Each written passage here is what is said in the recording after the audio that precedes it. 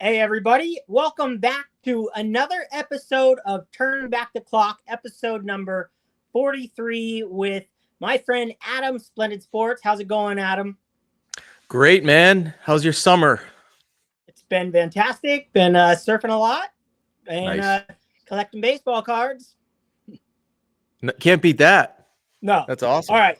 I know you've been busy like crazy with your move and everything, but I know you're still in the card world, and I've got some things that have been on my mind, and I texted you and said, "Hey, can we talk about this?" And then I also have some things that I added. So we're just kind of go through this little list I have here and give our opinions and give our take and our thoughts on this. And the title of this episode is going to be something like, what does it feel like to come in? Hold on. I know I cut out sometimes. So let me preface this with knowing letting you guys know that my internet is not working like it's supposed to.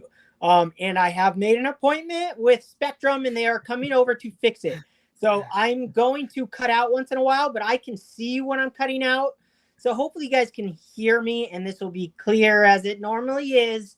So just bear with me. And I apologize to Adam because he deserves a professional co-host. But No, I I'm just don't. gonna No, I don't.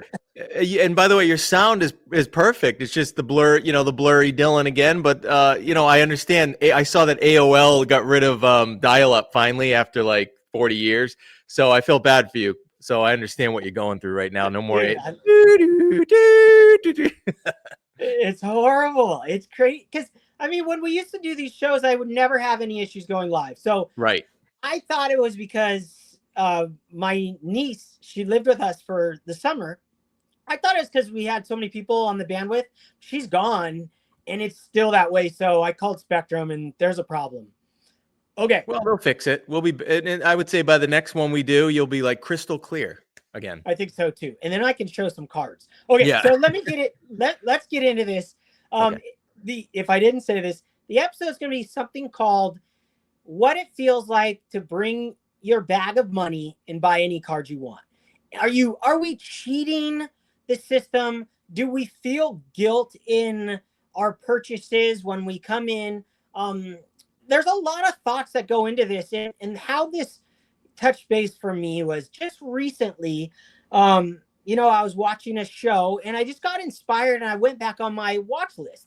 And this 2018 Tops Mike Trout Independence Day pop, it had been on my watch list for like over a year. Nobody wanted this thing. And everyone was at the National, and I got fired up watching Shane Shoebox Legend. He always talks about 2018 Independence Day. And this thing I've always wanted. The guy, I used up all my offers like a year ago or like 6 months. I don't know if they reset or not, but for whatever reason, all my offers got used up. And the guy wanted like $400. Okay. It was like 375 he wanted for this. Buy it now. Well, I offered him under three, used up all my offers at some point during last year. And I got fired up and watched his video, and I emailed the guy too. I messaged him, no dice, after I ran out of options. So I just hit the buy it now. And I literally I felt guilty. I felt weird. I was stoked. Like I freaking so excited and so pumped to have it. But I know for a fact, like it was an overpay. I mean, in my opinion, I haven't seen one sell. I don't have VCP. I looked up eBay. I couldn't find any that sold. My buddy told me what he paid for his. It was like $100 less than what I paid for mine, and I think he bought his a few years ago. But I still felt like all I'm doing was buying a car nobody else wanted for the last year, been sitting there with my bag of money because I had enough money to buy it. And I just bought it. And I felt like, am I cheating? Am I supposed to, as a collector, am I supposed to like wait for the perfect moment? Am I supposed to wait for it to come up at auction? And am I doing myself a disservice by coming in? And I know, like being a longtime collector, there's people that come in and they just start collecting last week, And I always said this. That's why I don't think there's such thing as a professional collector. You can buy the greatest collection in the world with the most amount of money in the shortest amount of time if you want. And so I wanted to get your thoughts and how you feel about that. And have you ever made purchases where you felt a tinge of almost guilt or, on that aspect? Yeah, there was a time I've gone through different periods. So there was a period where I was just all about the buy it now. I was just, no, that's good. Seems like a good price. Buy it now. Buy it now. And then I went through a period where I was trying to win a lot of auctions. Now, a lot of it had to do with, I guess, how much time I had to put into buying the cards, right? Like, buy it now is nice if you just don't have a ton of time every day to buy cards, right? But if you can follow auctions, if you have the time, it is a little more satisfying when you win that auction and maybe you feel like you got a good deal, right? Versus if you just click the buy it now and maybe overpaid a little. I agree with you. I know I have felt that way before, where it was like, yeah, man, I just felt like, yeah, I didn't, maybe I didn't earn that one as much, Yeah. But then at the end of the day, it's like I got the card, and some of the best favorite cards in my collection were just cards that were just sitting on eBay, and I just bought them. And I look back, and years later, I love them, and they're worth a lot more money than what I paid for them now. They go for a lot more money. So even at the time, maybe I overpaid, but I got the card I wanted. And if you have the time and you like auctions, like I don't like following the auction houses and staying up till 2 a.m. to try to win these cards at REA and Heritage. I just, it's not in it for me right now. It's not in the cards. So for me, my buying style, especially if I'm not going to card shows, like right now I'm not.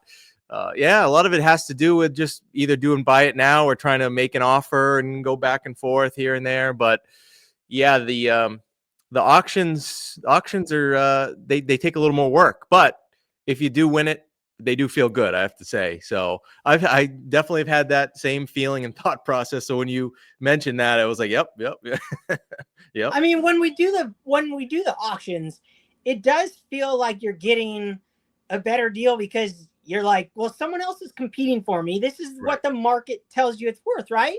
But like you said, sometimes when you smash the buy it now, you're like, just because nobody else wanted this and how long it's been sitting there, who knows what would have happened if it went at auction. Mhm. And I guess, yeah, it's one of those things. So how about the thoughts of just, you know, creating a collection just because you have the most money? Now, first I want to clarify the fact that, I don't take away from collectors who just started a year ago or just got back into it a year ago or 2 years ago, and they have a bunch of money and they buy and their collection's incredible. But you definitely notice people like to say this guy has a great collection.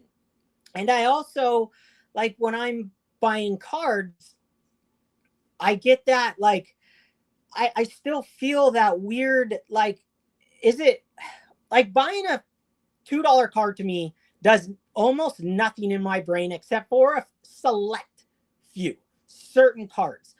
Am I don't feel bad like for that, but I also think back to my times as a collector growing up and no thinking a $10 card was like that was $1,000 card. So is it just because that we're in different stages of life? Are we supposed to feel are we supposed to feel a little guilty for buying big cards when other people are buying smaller cards? And are we supposed to have more joy with bigger cards and less joy with smaller cards? Uh, does any of that ring a bell with you? Yeah, I mean, well, I made a video today. You probably haven't seen it yet because I just put it out pretty. No, I actually made a video today. I mean, Dang. and the idea of the video is that I'm not going to buy any more big cards for at least the rest of the year, maybe longer. And a big card for me, I'm not going to say a dollar amount or anything like that, but just whatever a big card is for me, and like whatever a big card would be for someone else, that's the same thing for me. It's just whatever, someone's big card might be $1 million, right? So it's just all relative, but whatever feels big to you, I'm not going to buy anymore. I've been buying a lot of big cards for me earlier this year and previous years. I've been on quite a run, and I see where the prices are right now for a lot of cards, and it just doesn't feel like a good time for me to do it anymore. So I'm just not going to buy any more big cards, or maybe any cards at all, for a while. I mean, I got plenty of cards. I haven't even really like put a lot of the cards in their right places in the collection, and got my own labels for them. So I have work to do within the collection without getting anything new anymore. So um, yeah, I don't know exactly where I was going with that, but the point is, yes,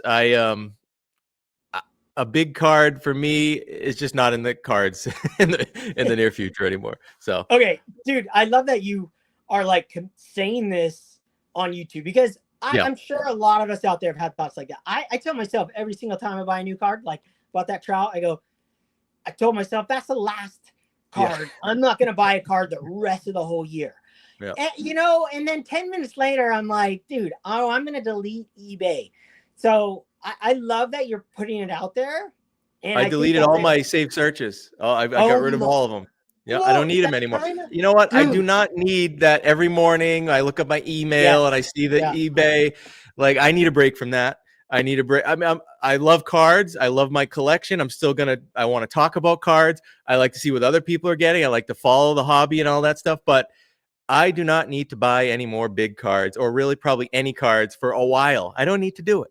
I just don't. So yeah. I love, dude. I mean, I don't want to commit to anything here, but I've No. had long talks with myself over this last year about that exact thing. And I know our friend Ken's Cardboard, he deletes eBay from his phone when he wants to go on a quitting spree, and since I've been on YouTube like you, I've gone through cycles in my life. You go like 3 years of buying cards a whole bunch, and then I'll just cut it off cold turkey and enjoy what I have, and then you go back, and then you start going back in it again.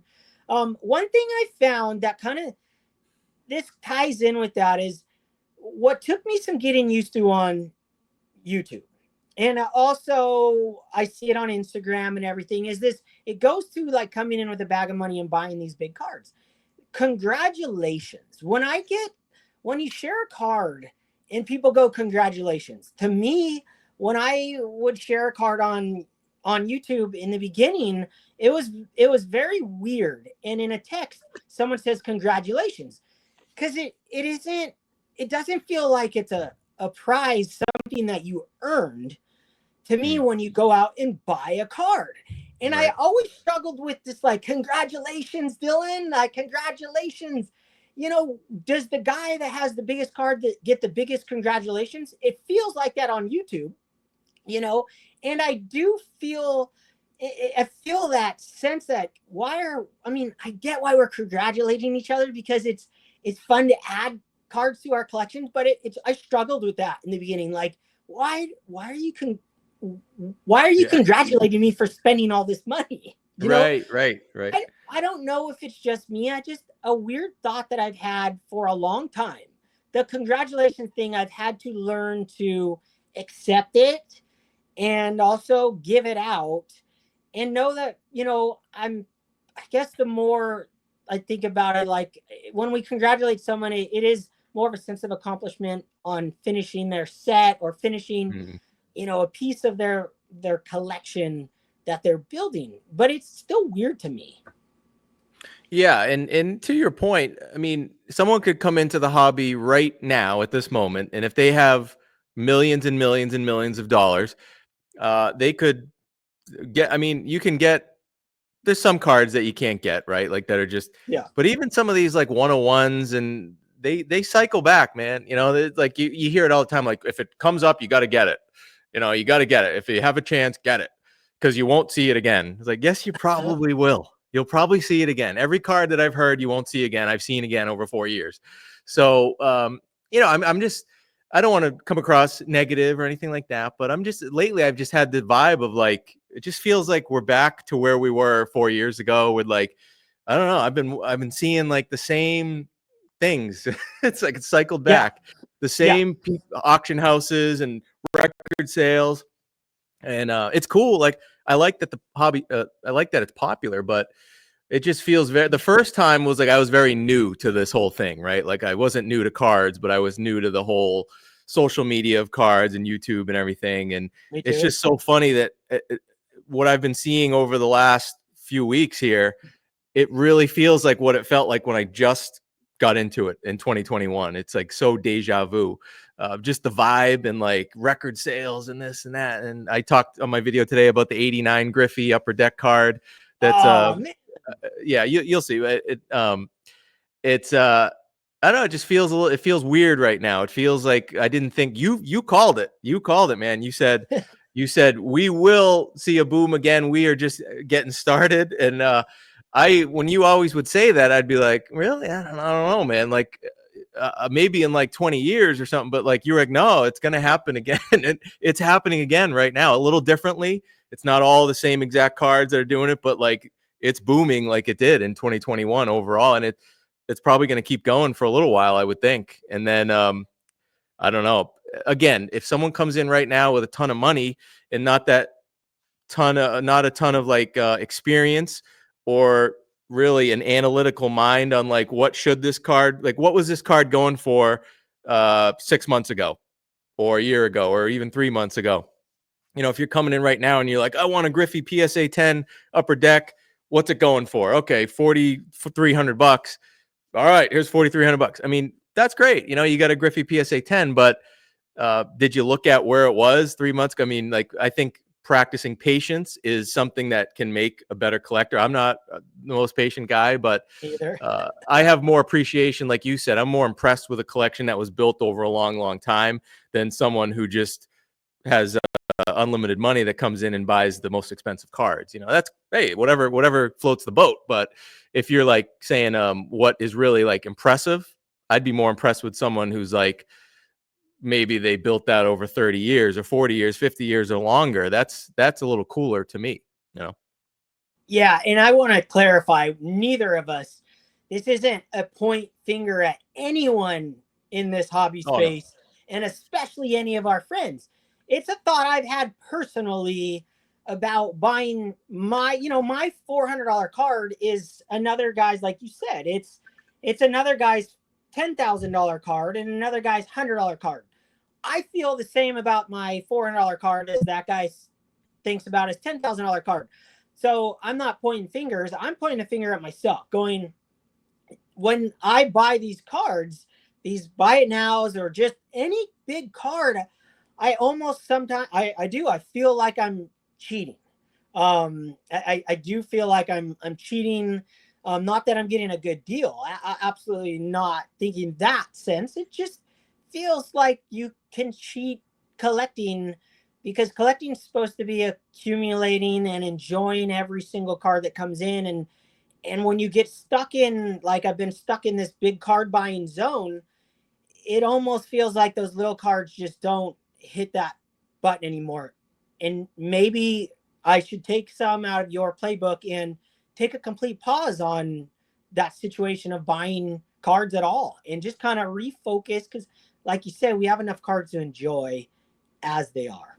And I sent a bunch of vintage car. I've been selling some cards. I've sent a bunch of vintage cards off, higher grade, that maybe I bought them a while back and they just don't hit me the way they used to. I sent them off. They're actually going up for auction tomorrow. So, uh, you know, I've bought a lot of cards, but I think now is a good time if you have cards that you think you might want to sell. Now might be a good time. I don't know. The way it worked last time was there was a huge boom spike, and the kind of vintage didn't hit vintage right away. It was Yeah. like, base cards and stuff and PSA 10s, and then it kind of that they went way up and then they spiked way down. But then like vintage actually peaked. Maybe it was even like a year later, if you remember that. It Yep. was like Yep. 2022, and then vintage was having a huge spike and everything, and then it's come down, but it's getting close to where it was before. So yeah, I don't know, it's not exactly like it was before, but for me it just doesn't feel like a great time to buy anymore. Mainly, I mean, I'm speaking for myself because I have bought a lot of cards. I have a lot of the cards that I want. Yeah. If you're someone who's just coming into it, it's hard to say, well, I can't buy any cards now. Geez, how am I going to have fun? So it's just to each their own. But yeah, I'm just talking about maybe where I'm at. maybe Adam, where because I feel I'm in that same area, and maybe it's because when that market took off like a rocket ship, and then came crashing down. Like, it was a crash, in my opinion. Certain segment of the hobby completely just got crashed, but the hobby didn't crash. I'm gonna take that back. The prices crashed, but the hobby didn't crash. And so when I made the prediction of the hobby booming again in a short amount of time, and we see those prices again, I thought so because I didn't think the hobby crashed. I thought just the prices of certain cards. So the way I'm looking at it now is, over the last 2 years since that, we've been buying like crazy.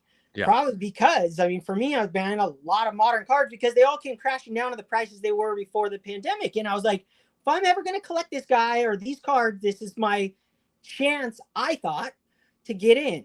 And they have come up and they're starting to take off. So it's a good time for us to kind of hit the brakes a little bit. I'm under the opinion, I'll throw myself out there, and I've said this before, I don't think we're even close to the top. I think we are going to surpass that boom that we had in COVID. I think we are just now hitting on all cylinders, and I think vintage will come up at the tail again, just like before. Things will come across. I still think Pokemon is going to be the thing that brings us all down, but it's going to be like a snake, and I don't think that snake head is at the top. I still think we're in like the fifth inning. I think we got, like, if I'm just going to throw out a number, I think we got 3 to 4 years till there's where the hobby itself comes crashing down.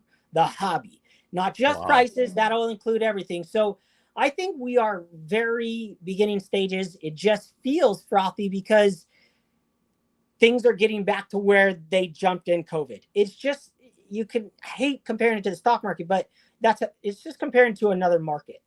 They get frothy, and then they drop, and then they go past that froth before. And I don't think we're not that close to that. I mean, we're close to that froth, but to me, it seems much healthier than it was then. The stuff that was getting frothy, some of it's still getting frothy, like that Ken Griffey Jr. rookie, which boggles my mind. I think that's the dumbest money you could ever spend, is buying a PSA 10 Ken Griffey Jr. 89 Upper Deck.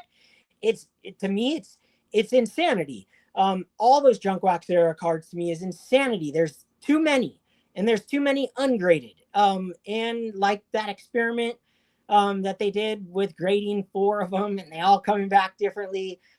It's bonkers. Why don't you give your put your crystal ball on and tell us what you think? I know you're stopping buying now, but that doesn't mean you think the hobby's going to crash or anything. Just give me your opinion.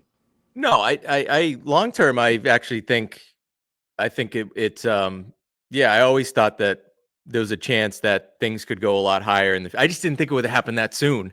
I didn't think we would see cards that like hit. No, they're not all cards. I mean, it's not exactly 2021. I don't want to say it's like, because that was like way more cards that were doing that. But there are a lot of cards now that are like, let's say someone bought in 2021 at a weird price, right, real high. A lot of people maybe held and said, if it ever got back to close to that, I would sell. But I don't know, that might not be till 20 years from now. Well, 4.5 years later, some of those cards now are reaching, and you probably have some of those people going, oh, okay, well, I guess now I'll sell it. So I think what we're going to see is, wherever this is going, it might keep going up for some of these cards, but I think there's going to be another big dip, big crash. With a lot of cards, not all the cards. I mean, I'm not talking about like real rare cards that there's 50 of in the world or stuff like that. But, there's a lot of Michael Jordan cards that there's a good amount of, that are really, really high price right now. It's just prices are high across the board. I think it's hard to predict, as you know, but I think there's going to be some crashes in the near future. And then long term, I've always been positive. I love cards. I think that's why I have bought a lot of cards. And I think someday when I sell a lot of my cards, that I'll at least get my money back. maybe I'll make money, so we'll see. But long term, I'm very confident. But I just think that it's dangerous now because you get a lot of people, it seems like, that are like we did 4 years ago, like me, right? I'm coming back. What's going on? What are these cards? I think there's now a new crop of that, right? 4.5 years later, the marketing's working. Like Sports Card Investors is just getting tons of views out there, right, on these national videos and all this stuff. And you got Tom Brady in the hobby now. You got Fanatics. I mean, there's a lot of marketing behind it. There's a lot of eyeballs now, and I think there's a lot of inexperienced people that don't really know the history of the prices coming back in. Even though not like when I came back, the card ladder really wasn't. There wasn't really a lot of easy ways other than like scouring eBay. There wasn't that easy of a way to really look at the history of prices and like what was this card last year, because I didn't really know. So I got burned on a few cards too, for sure. I know a lot of people did. I just didn't know what the price should be or anything like that. I just wasn't as experienced. And I think you have a lot of that now. I said in my video today, it would be nice if some of the people that were around, with YouTube channels that were, selling picks and stuff like that 4.5 years ago, it would be nice if they use their platform now to welcome some of these new people and say, hey, just so you know, here's kind of where prices have been and here's where they are now. Like, I don't see a lot of that. I don't see a lot of cautionary, hey, just be careful right now in this market with these prices. If you're coming in new and you have money to spend, just keep an eye on where things have been and where they are now. Like if that card was $2,000 4 months ago and now it's $4,000 and the guy's retired and there's no reason for that price to really jump up that much, think about that. There's not a lot of that. At least I'm not seeing it. So that's the only reason I was just kind of, I hate to see people get burned like they did 4.5 years ago. A lot of people lost a lot of money 4.5 years ago. And you thought maybe, well, the next time people will be smarter. People will have tools to use so they know what the comps are and stuff. And like, I don't know, maybe people are doing the same thing. Maybe we're making the same mistakes. I think they're smarter on certain things. I think they're smarter in baseball cards. I think they're smarter and I think they're smarter in the sports cards. I really do. I think we went through that base boom where all the base cards in the world were worth a fortune. I think we're learning from that, but I do think you see it in the Griffey, you see it in these junk wax era cards, that the popularity of cards is getting bigger because, like you said, the guys that first jump in, they really go straight to nostalgia, and so they're pumping up those prices of the Ken Griffey Jr. because everybody wants to own that card. When in reality, that's the easiest card in the whole world to buy. You could see 10 of them in the gutter down the street because they printed so many. It's insane how many of those there are, and that thing still holds its value. So in a way we've learned, but then in a way there's certain cards that transcend all boundaries of like our brains that to me make no sense. So if you had to predict what is going to cause the crash in the future, because to me base cards cause the crash. Obviously people caused the crash, they sold, but to me the original was grading Gavin Lux cards, grading these. Every base card was worth a fortune. Like it made no sense. These PSA 10 base cards, to me, that's what crashed the hobby. Now people are going after the harder pull stuff. And yes, they're printing more parallels, but the market tells you when they print a parallel to $2.99, that thing's worth $2. The market tells you it, where the 1 to 50 is worth $50. To me, the market's properly pricing most cards right now. So what do you think will, like I said, I'm predicting Pokemon is going to bring down everything, besides the economy. If the economy crashes, everything's going to crash, period. Exactly. Doesn't mean the hobby won't come roaring back. Like Apple stock comes roaring back. If a hobby's popular, it'll come roaring back. But in the card sense, what do you think will make it crash?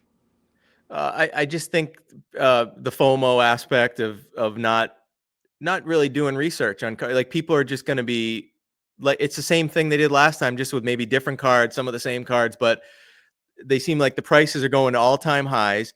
And like I saw it with Tom Brady cards, right? Like Tom Brady in 2022, I think it was, his cards just absolutely peaked. I mean, he had his some of his rookie cards, championship ticket number to 100, $5 million, I think it was, right? And then that same card just kept selling, and then it was a million, and then it was 500,000.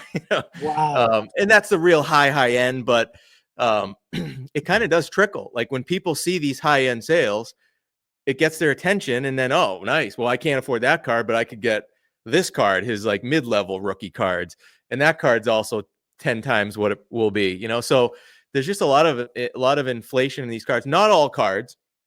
I mean, not even a lot of the vintage yet, but it starts out in a certain place. It seems like I mean, I saw a Kobe Bryant card sold for $2 million. A Kobe Bryant patch logo man card. I don't even think it was a rookie. It wasn't a rookie card. It was just a logo man. 101, $2 million. It's like that's exactly what I was seeing 4 years ago. All these record after record after record, and we could say, oh, we don't play in that arena, the $1 million cards. But last time it had an effect on everyone else's cards too, because people see that and they get all excited, and then whatever lane they play in, they reach, right? Oh, well, I'll just buy it now.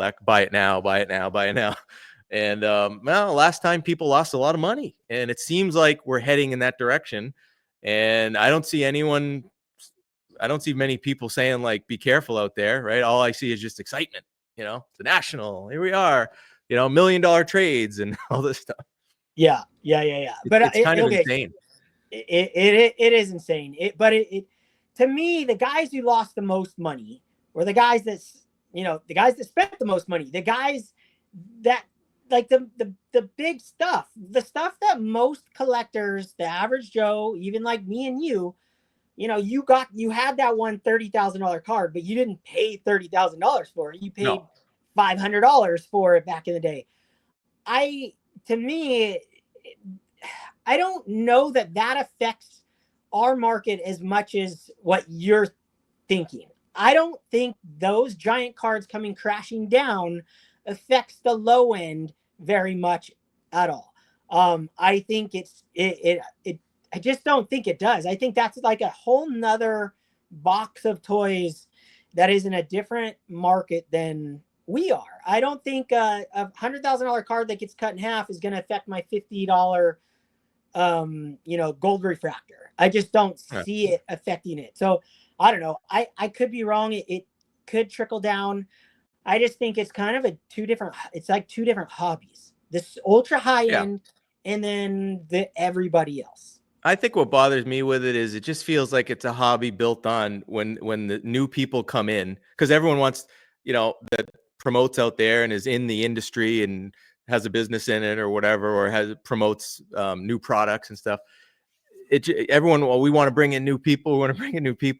But it just feels like it's like a setup, right? Like, oh, bring them in and then pay these inflated prices, and you got to earn your keep by losing all this money, and then maybe you'll stay in the hobby. But like, it just feels like everyone sets up a trap door for all these new people to come in, unless they're really, really like analytical and sharp and do all the research. And a lot of people aren't going to do that. They're just going to come in, and yes, that's their fault. I know, but I don't know.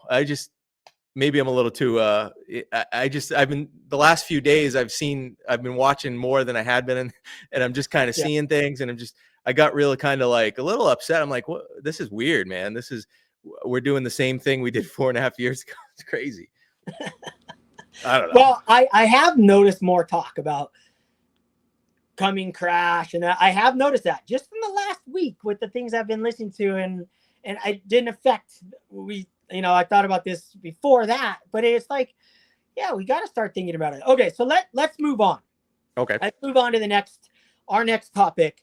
I want to know what you have been buying and collecting, and I know you're taking a break right now, but what has been your focus over the last? As I don't get to talk to you very much. You're a busy man, and we don't text each other our pickups all the time. I see your Instagram and you see my videos, but I'm always interested to see what the heck's going on in your brain. What are you collecting? Yeah, and I think part of just on that last point, I think part of the reason I think I follow more of like the modern stuff than maybe you do, as far as like Sure. I see a lot of this stuff. So I think I get affected by it a little more than you, because I know you stick more on like just YouTube and stuff, but I see a lot of stuff on Instagram and like stories and all this stuff. So maybe that's where some of this is coming from. And I agree with you. It's not going to affect a lot of the vintage stuff right now, and so that's fine. But yeah, what I've been picking up, well, I I wasn't making videos and stuff for a while, but I was heavy into picking up cards. Yeah. So that's part of the reason why I'm going to take this break, is just a personal choice where like I got enough cards right now. I'm going to say my biggest, probably I achieved my greatest personal collecting goal in my life. And that was something I thought it would, I thought it would take me like decades, but you know me, man. I did the same thing with my Mickey Mantle run. I was on here like, maybe, I'll never get the 52 Mantle, but or maybe if I do, it'll be way down the road and stuff. And next thing you know, like, boom, I created I did the whole run, his base cards. And I did the same thing. One of my goals was I wanted every Tom Brady base rookie card. There's 44 of them. And I was about halfway there. And you know how I get. I started looking at my collection. I'm thinking, what could I do here? Because I'm looking at the list and like, what could it take? Because they're all cards you can get. There's a few that are tough to find. The lowest one's numbered to like 278, so you can get them all. But a lot of it was just like the funds, right? So I was like, all right, can I do this? Like, you only live once, right? I'm not getting any younger. I'm not a patient guy. So I'm like, I'm doing this thing. Let's get the whole damn run done. So earlier this year, I just laser focused, made the list. What do I need? Boom, boom, boom, boom. Next thing you know, done. I got them all. so I have, I'll say, and not only do I have them all, this was the only thing that I actually was like collecting in PSA still. Like I mentioned that I don't really submit to PSA anymore, care about grades.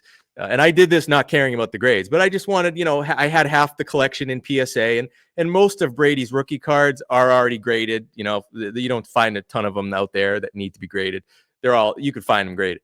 So I said, I'm going to do this whole thing in PSA, just because why not? So I have now all 44 in a PSA graded card. Again, I actually went after like affordability. So I was like, I don't want any 10s, and I have some 10s just from the past, but anything new that I picked up, I was like, I got PSA 5s, I got PSA 6s. I don't care. I just want the card. Same approach that we take with vintage. I wanted centered ones, because believe it or not, a lot of his cards, you see them in 9s and 10s and they're off centered, just like vintage cards. So I'm like, no, I'd rather have a centered 8, because other than that, they all have sharp corners pretty much, right? This is from the year 2000. There's no registration problems. It's just really centering for the most part, some chipping. But so those have been, I'm going to do a video where I showcase, and I'll probably make a lot of videos on it, and it won't get a lot of views or anything like that, but it's just going to be fun because people don't like Tom Brady on YouTube. People don't like football cards. So it won't get a lot of, anyone's going to care, but it'll be fun for me to do it. So, but yeah, I have all 44, man.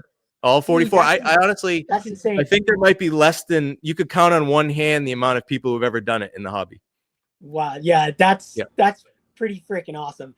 Dude, that's what I'm talking about. Like you come in, like everybody's all, we all like to preach in this hobby, like patience and, take your time. It takes years and decades to make a collection. And, it doesn't if you have the money and you have the time, you have combo. And what it really takes is the focus on going after that project individually. And just going after it. Does it feel really good to have that thing done? It does, man. Yeah, it's really fun because those binders I have that fit the 4 PSA. So I got 2 binders. Each one has 22 cards in it.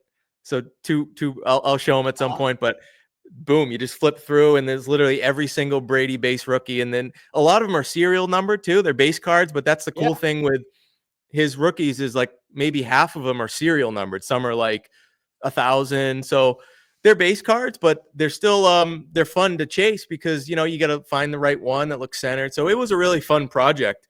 And yeah, I I I sold a couple like parallel rookie cards of Brady that I had, like, that were I guess rarer than his base Yeah. cards.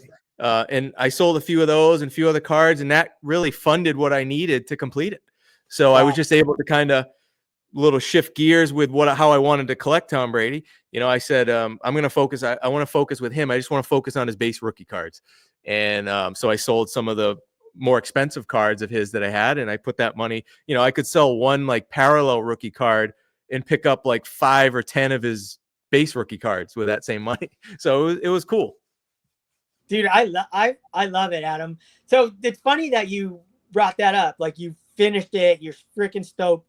My other question on here, my thought, I was super inspired today. I watched our friend Adam Vintage Sanctuary. He put out a hobby positivity video, like 10 or 12 reasons why the hobby is awesome.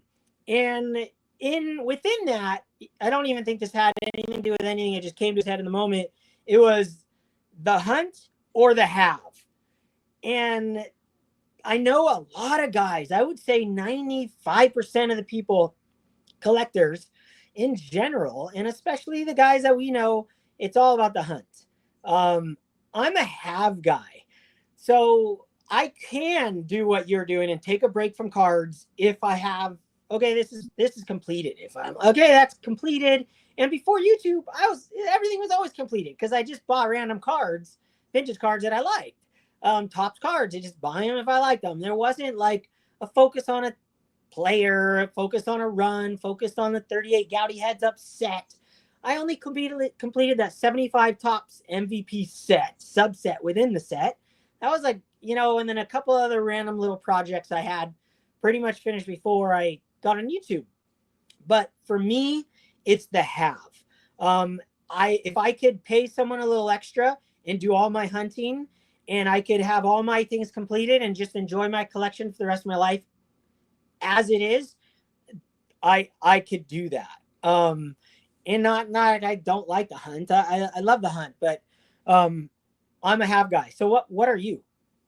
Yeah, it's funny if you asked me that maybe even a year ago, or I would always say I was a hunter. I like the hunt, man. But you know what? I'm hunted out right now. I've had enough hunting. I've hunted my ass off for the last whatever time. So yeah, that's part of it too. Is like I want to spend time just like organizing, figuring out displaying, making videos about cards that I've bought. I have so many cards that I've bought over the last few years that I have not even like talked about or shown Yeah. or anything like that. So right now, yeah, I'm in the mode of just having and enjoying what I have, being grateful for it, and not wanting anything else. I don't want to see cards come through on my watch list or anything. I need a break from all that. I need to enjoy the hobby, everything about the hobby except for buying cards. Dude, And for I love that. you know, I commend that. I mean, God, you know what I did just recently too?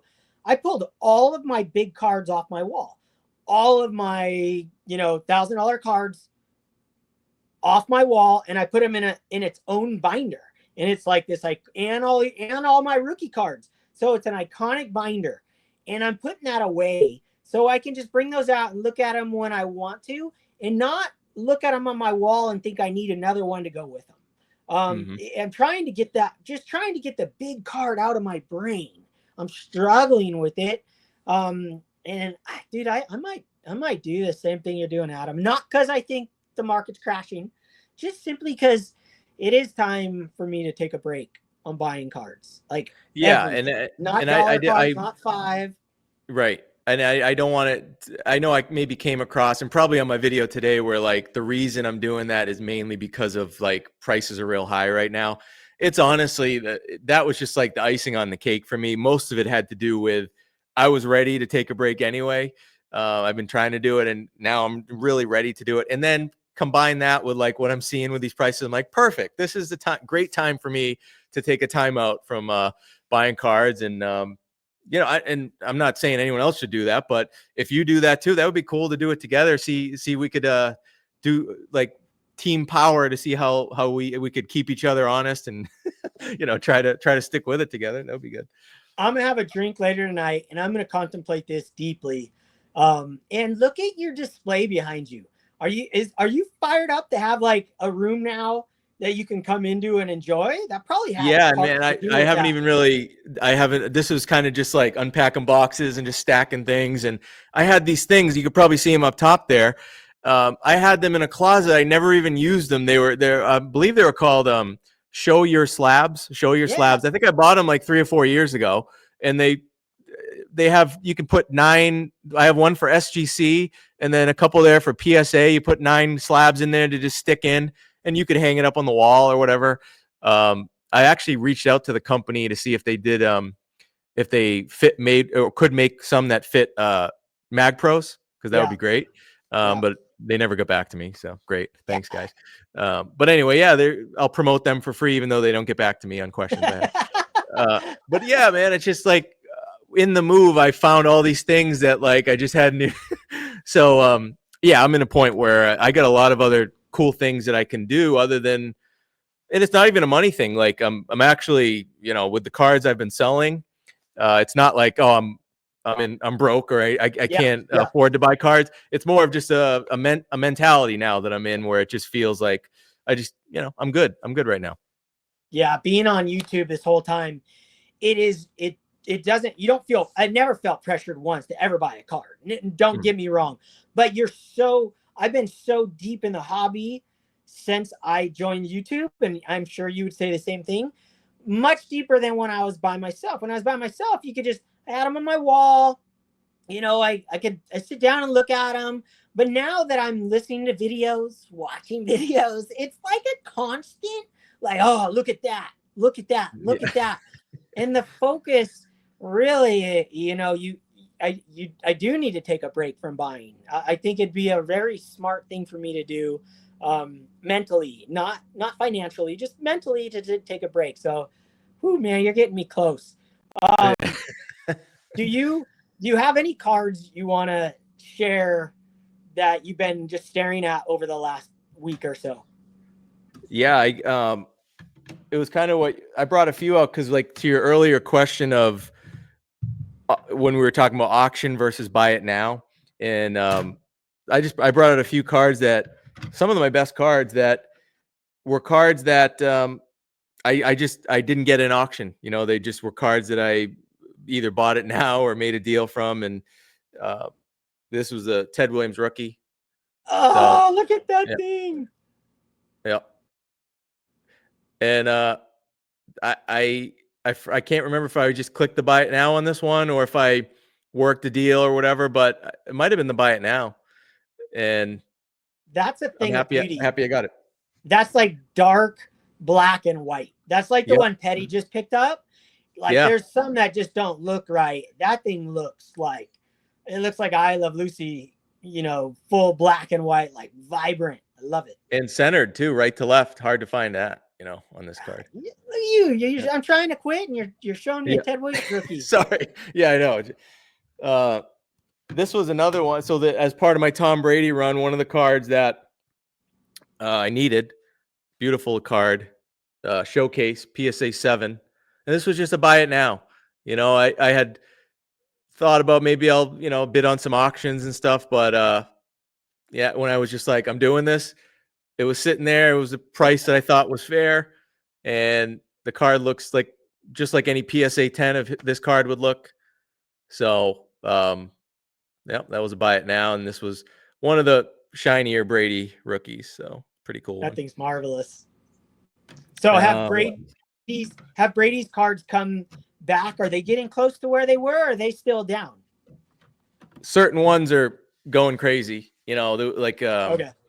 his 17th year Prism card, Oh yeah, you gold sent me that. gold Prism sold for $160,000 the other day. That's Again, this is insane. partly why some guys might be watching this right now and like, man, Adam's going off, because like I think I look at maybe some parts of the hobby that maybe not all the vintage guys on YouTube, maybe they're just kind of in that lane, but I see a lot of the other modern football cards, what the prices are going for, and I just can't believe some of the prices that I'm seeing out there. you know, and I'm a rookie card guy. I think I heard you say that recently too. Like, Uh-huh. I love rookie cards. I think they should sell for a premium. But what you see with some of these newer cards, like you'll see like a Tom Brady rookie, like this card, you could buy 150,000 of these for the price of one 17th year gold prism. Like, That's crazy. no, Yeah. 150, right? Yeah, 150. Sorry. So it's 1,000. Let's say it's $1,000-ish card, Okay. and yeah, 100. Yeah. So my math was off, but you know what I'm saying. You get my point. Yeah. So it's just, I'm like, really? Wow, that's nuts. And then another card that was, believe it or not, was I think it was a buy it now, was this one years back. Yeah. Oh my God. So that's a perfect specimen too. Yeah, man, this is a good one. Yeah. So Mickey Mantle rookie there.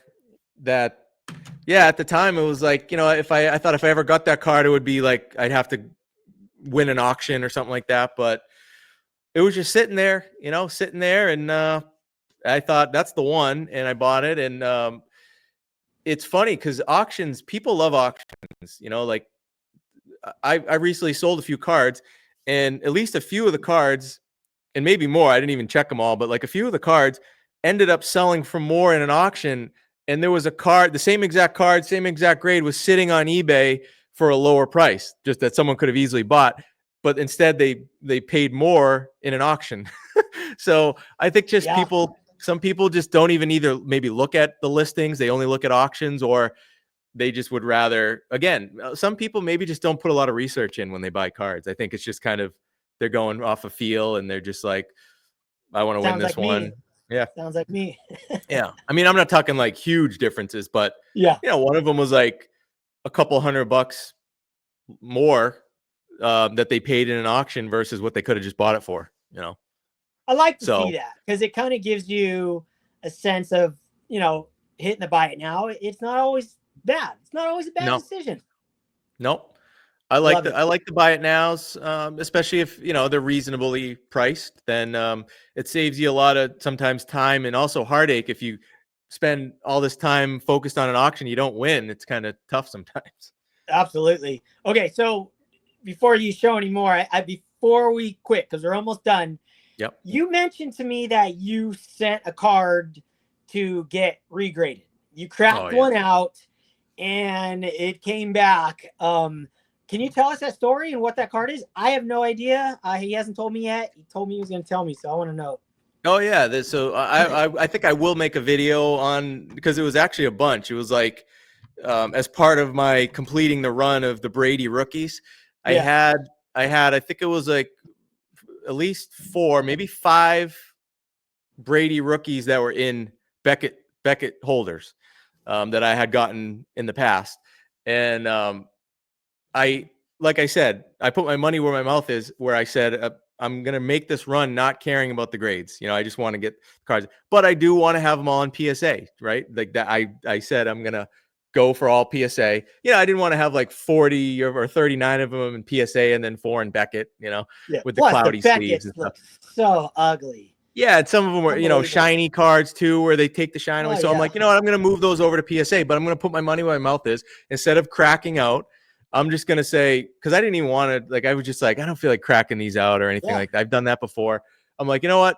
I know they're going to absolutely murder these grades because I'm sending in the Beckett slabs. So I sent in 5, I think, slabs of Beckett cards to PSA, and I did not put a minimum on it either. Like some of these were BGS 9s, mint cards by Beckett, right? And I just said, whatever, put whatever grade you put on it. You guys crack them out. You guys put the grade on it. I put a minimum grade of 1 because you had to put something. So I got them back, and I'm not going to spoil the whole video, but let's just put it this way. At least one of the cards had a 3-grade swing with PSA. So we're talking, I think this card, again, I'll have to look back, but one of the cards was a BGS, I think it was an 8, and it went down to a 5. Wow. And then another was a 9 and went to a 7, I think. Again, there were big swings. None of them stayed the same. Let's put it that way. None of them stayed the same, and at least it was at least a one grade swing, and some were more than one. So None went again, higher. None of them went no, higher. God, no, Wow. no, not even Wow. stayed the same. And I honestly, I knew that was going to happen. I knew, like, Yeah. I just knew because I'm not saying PSA even did them wrong, that graded them wrong. Yeah. They just grade differently, especially with Totally. those type of cards. So, Oh and man, that's all. Dude, that yeah, you got to do a video on that. That's like a whole yeah, nother I'm gonna do a video, conversation. and I'll have more thoughts on it, and I think Beckett's probably more. I don't blame Beckett either because that was just how they were grading the cards, and they look good, they look like mint cards, but Yeah. PSA just they look for the invisible. They Yeah. look for every little thing and on those type of cards, and I mean, again, one of them got a PSA 5, and I've seen PSA 5, like a vintage PSA 5 Yeah. card. It doesn't look like that. Let's put it that way. So it's kind of crazy. It's insane. I mean, Yeah. we're literally paying for the invisible. Yeah. It's pretty crazy, right? I heard Dr. Beckett say it. Dr. Beckett said this years ago on one of his podcasts. He said, if you magnify enough, there's never a PSA 10. Yeah. Like you could literally, no matter how you could find problems. Like if you want to look deep enough on these surfaces and stuff like that. Like there's always a way where you can give it a lower grade if you really are looking to do that. Absolutely. Well, do you have anything else that you want to touch on? No, I think that's good. That was some cool topics. I guess I probably came off pretty negative sometimes, but that's all right. That's okay. Oh, dude, I don't think people know us, Adam. Hopefully. We love the hobby. We just like talking about our feelings about how our collecting journey is going, and these are always our opinions. Can't stress enough. And I don't want again anyone to think I do not think if someone comes in here with a bag of money and buys a bunch of epic cards, I do not think any less of you. I am one of those that think there's no such thing as a professional collector. We are literally spending money on things. We collect, we hoard. It's about how much joy they bring you. That's all that counts for me is why we collect. So with that said, Adam, I really hope you start doing some more videos and showing all these cards off. You just take like giant breaks on YouTube. I hope you bring back 3 and 3. And I hope I get my internet fixed so we can do lives and I won't look like I'm, from 1999. Yeah, we'll go live when you get that fixed, and we could. I really want to see your nice clear background again, all your cards and everything. And yeah, that'd be good. Okay, well, thank you guys for joining us. That was a blast. Adam, always fun talking with you and catching up. All right, you too, man. Thank you. Okay, later, everybody. You.